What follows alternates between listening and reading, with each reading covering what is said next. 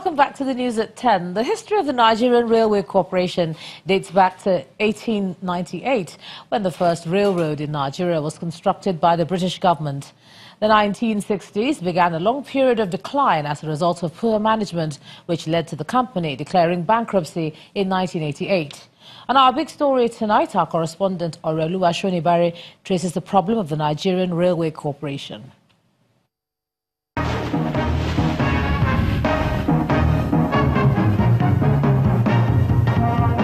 The Nigeria Railway Corporation has taken delivery of 6 new long-distance passenger coaches and new sets of 2 diesel multiple units to boost service delivery in the intra-city routes in Lagos. This story is not about the 2014 achievement of the Nigerian Railway Corporation on the delivery of these coaches, or the promise of full takeoff within a month of this report. Neither is it about the subsequent shows where the federal government in the past presented same, with a promise that it will be the beginning of new things. I want to congratulate Mr. President and all Nigerians for this fantastic provision of railway coaches after the rehabilitation of the rail lines in this country. It is not about the attempts to concession the Railway Corporation, a plan which is yet to materialize. We have been talking behind the scene with some of the companies that will be taking over the railway and run it and manage it much better than we are doing now. This story is not about people turning railway lines into markets, or passengers standing on trains to get to their destination. It has nothing to do with abandonment or dilapidation. Nor does it have any connection to the need to decongest the roads, which have been taken over by heavy-duty vehicles. This story is not connected to this statement, credited to the Minister of State for Solid Minerals Development, that the nation wastes $5 billion importing materials for railways, when the Ajaokuta Steel Company, the largest steel mill in the country, set up in 1979 with an objective to turn Nigeria into a steel hub, can comfortably perform that function. Unfortunately, it is not known to have ever produced any steel. It is not about high-powered visits to Ajaokuta or discussions at the National Assembly to address the problem, or the search for foreign companies to take over the moribund steel plant, as stated by the Minister of Solid Minerals Development. We need to get professionals to help us with the processes. We do not think it is in the place of the Nigerian government to continue to sink money into a bottomless pit. And that's what it has proven to be. So, what is this story about? It is about the willpower to turn a problem that has plagued the nation for years into a solution. The Nigerian Railway Modernization Project Abuja. The courage of those in authority to revamp a sector that can provide jobs, connect the country, ease traffic woes, and generate billions for Nigeria's GDP. When all this happens, then there will be a story to tell. For the big story, Orelu Ashonibare, Channels Television News.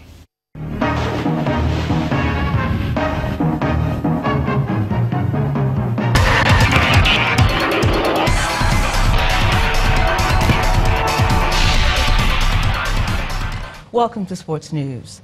Team Nigeria wrestlers have clinched 3 medals on day 8 of the ongoing Commonwealth Games in Gold Coast to take Nigeria's medals haul to 11. Nigeria's Blessing Onyebuchi won silver in the women's freestyle 76 kilogram after losing out to Canada's Erica Y 4-2 in the gold medal match. Onyebuchi advanced to the final after defeating India's Kiran by technical superiority in the semi-final earlier in the day.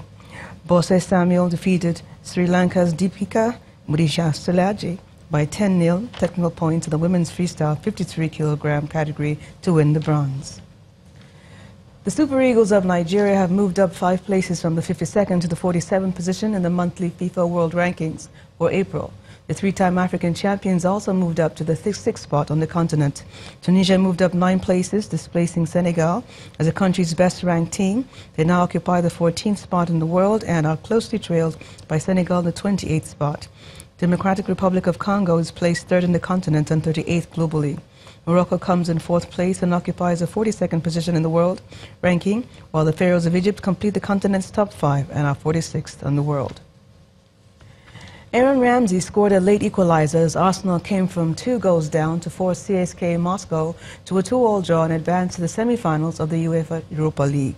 Former winners Atletico Madrid also progressed to the semi-finals despite losing 1-0 to Sporting Lisbon. Olympique Marseille and RB Salzburg all booked their places in the last 4 after convincing victories. The New York Knicks have fired head coach Jeff Horncek, ending his less than 2-year stint with the franchise. Hornacek's tenure in New York was volatile, with issues arising over the course of his final season with the team, conflicts with the players emerging as a problem for the former Utah Jazz guard.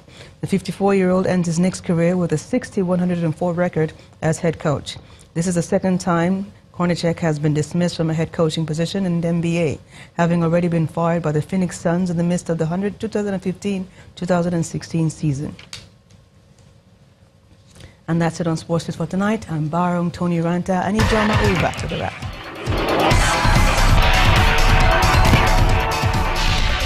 Thanks, Barong. France's President Emmanuel Macron says he has evidence a chemical attack took place in the Syrian city of Douma. He did not give the source of his information, but says France has proof that in the last week the chemical attack was used, and it was chlorine as well, by the regime of Bashar al-Assad. France, just like the United States, is considering military airstrikes on Syria in response to the attacks. But Mr. Macron says any strikes would target the Syrian government's chemical capabilities. President Macron says France would take decisions in due course about an attack on Syria when they judge it would be most useful and effective. And the Organization for the Prohibition of Chemical Weapons says it's finding a show nerve agent was used in the poisoning of former Russian double agent Sergei Skripal and his daughter Yulia. The organization has not named the agent used, but says it agrees with the UK's findings on its identity. Russia has rejected the investigation, calling allegations it was behind the attack as an anti-Russian campaign. And the main news again. The police in Benue State today confirmed the killing of 2 persons in Abo community near Makudi, the state capital, by suspected herdsmen. Attacks were also reported in Kaduna and Zamfara states, with victims including police officers.